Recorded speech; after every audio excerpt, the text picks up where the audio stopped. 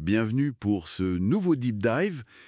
Aujourd'hui, on s'attaque à l'hypertension artérielle essentielle, l'HTA essentielle, une condition hyper fréquente, mais bon, dont le nom même peut intriguer. Oui, tout à fait. Notre base, c'est une discussion médicale et l'objectif, il est clair.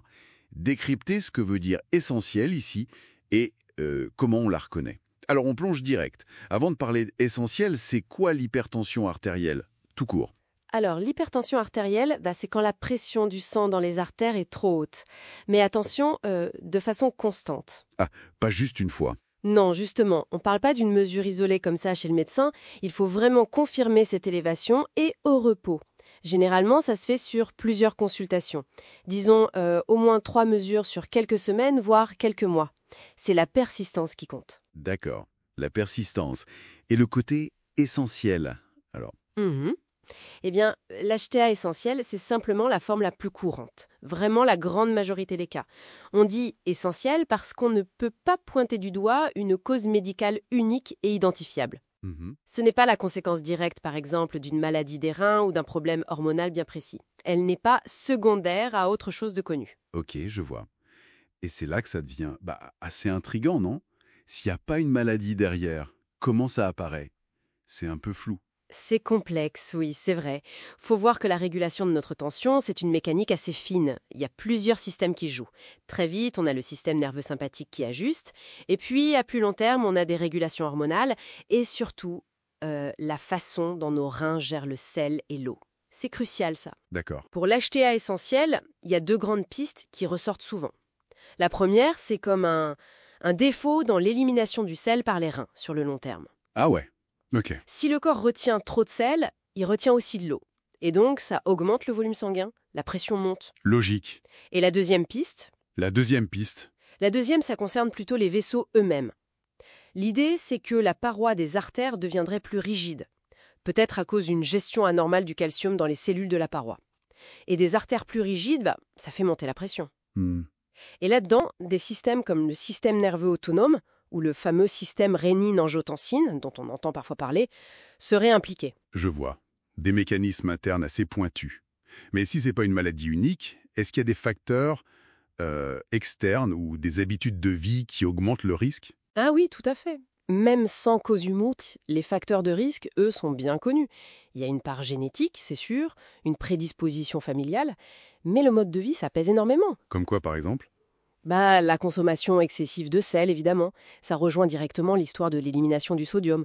L'excès d'alcool aussi. Le surpoids, l'obésité, c'est clair. Le tabagisme, le stress chronique et bien sûr le manque d'activité physique, la sédentarité. D'accord. Donc l'hygiène de vie, c'est vraiment central pour la prévention. Exactement. On entend souvent dire que c'est une maladie silencieuse, la tueuse silencieuse. Est-ce qu'il y a quand même des petits signes qui pourraient alerter? C'est tout à fait ça. Le gros problème, c'est qu'elle est très souvent asymptomatique, pendant des années. On la découvre souvent par hasard.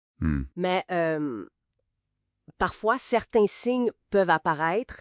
Attention, ils ne sont pas spécifiques. Oui.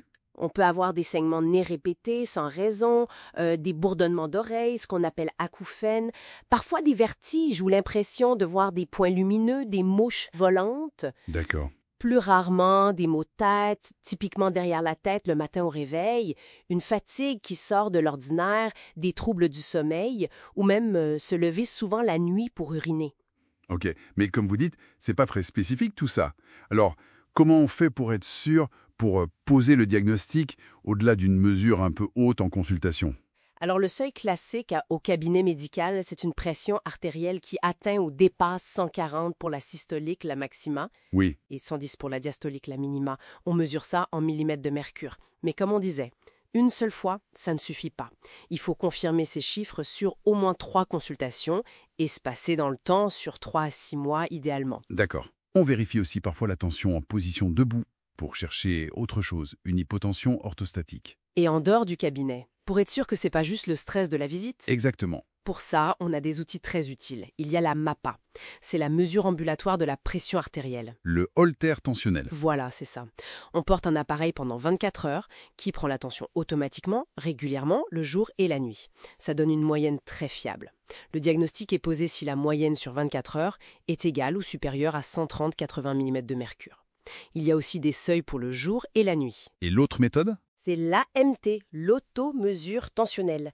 Là, c'est la personne elle-même qui mesure sa tension, chez elle, au calme. Ah oui, hein. Oui, avec un tensiomètre validé. Il y a un protocole précis. Hmm. Matin et soir, avant les prises de médicaments, 3 mesures à chaque fois pendant 3 jours, D'accord. et on fait la moyenne. Si c'est égal ou supérieur à 135,85 mm de mercure, ça confirme l'hypertension. C'est très bien pour éviter le fameux effet blouse blanche. Cet effet où la tension monte juste parce qu'on est chez le médecin. Exactement. Bon, alors, si on récapitule tout ça, l'HTA essentiel, c'est l'hypertension la plus fréquente. Souvent, elle ne fait pas de bruit. Ses causes profondes sont un peu un puzzle complexe, mais les facteurs de risque liés au mode de vie, eux, sont bien identifiés. C'est ça. Et pour la diagnostiquer sûrement, il faut des mesures répétées, fiables, et souvent en dehors du cabinet médical, avec la MAPA ou l'automesure. Voilà, c'est une bonne synthèse. Comprendre essentiel comme sans cause unique évidente, mais pas sans aucune raison, c'est important. Et savoir qu'on peut agir sur les facteurs de risque modifiables et qu'un diagnostic précis est nécessaire, c'est vraiment la clé pour bien gérer et prévenir les complications futures. Tout à fait. Et ça nous amène à une dernière petite question pour la réflexion. Si cette histoire d'élimination du sel par les reins semble si importante dans l'HTA essentiel, à quel point est-ce que nos habitudes alimentaires modernes, même celles qu'on considère normales, pourraient jouer un rôle tout doucement sur notre tension pendant des années, bien avant qu'on ait un diagnostic d'hypertension?